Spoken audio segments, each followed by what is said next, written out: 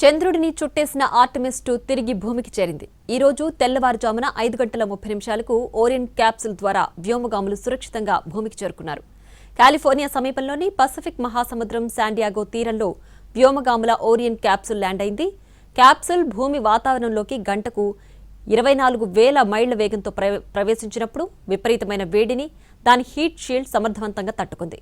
Artemis 2 commander వైస్మ్యాన్ నలుగురం సురక్షితంగా ఉన్నామని ప్రకటించడంతో నాసా మిషన్ కంట్రోల్ సెంటర్లో ఆనందోత్సాహాలు వెల్లివిరిశాయి. దీంతో 10 రోజుల యాత్ర విజయవంతంగా పూర్తయింది. వ్యోమగాములు ప్రయాణించిన ఓరియన్ స్పేస్ క్రాఫ్ట్ భూమి వాతావరణంలోకి ప్రవేశించే సమయంలో సుమారు 6 నిమిషాల పాటు కమ్యూనికేషన్ పూర్తిగా నిలిచిపోయింది. ఈ బ్లాక్అవుట్ దశ ప్రతి అంతరిక్ష మిషన్లో అత్యంత ప్రమాదకరమైనదిగా భావిస్తారు. అయినప్పటికీ అన్ని వ్యవస్థలు సక్రమంగా పనిచేయడంతో క్యాప్సూల్ సురక్షితంగా సముద్రంలో దిగింది.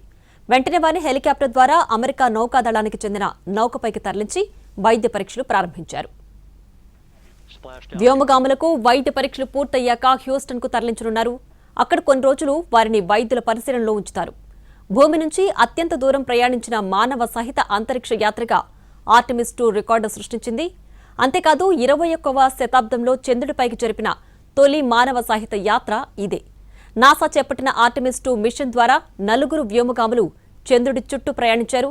Commander Reid Wiseman, Victor Glover, Christina Koch, Jeremy Hansen చంద్రుడి అవతల వైపును దగ్గరగా పరిశీలించడమే కాకుండా చంద్రుడిపై సూర్యగ్రహణాన్ని కూడా గమనించారు.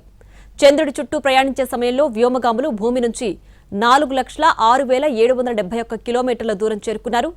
ఇది ఇప్పటి వరకు మానవులు చేరుకున్న అత్యధిక దూరంగా రికార్డు సృష్టించింది.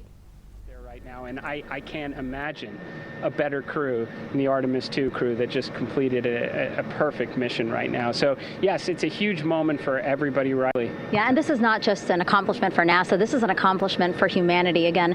In this blackout period, this is a visual.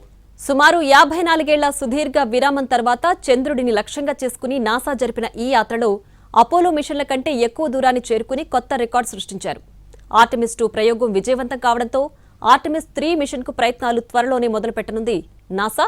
తదుపరి ప్రయోగాల్లో మానవులను చంద్రుడిపై దించేందుకు, అక్కడ శాశ్వత స్థావరాన్ని ఏర్పాటు చేసుకునేందుకు ప్రయత్నించబోతున్నారు.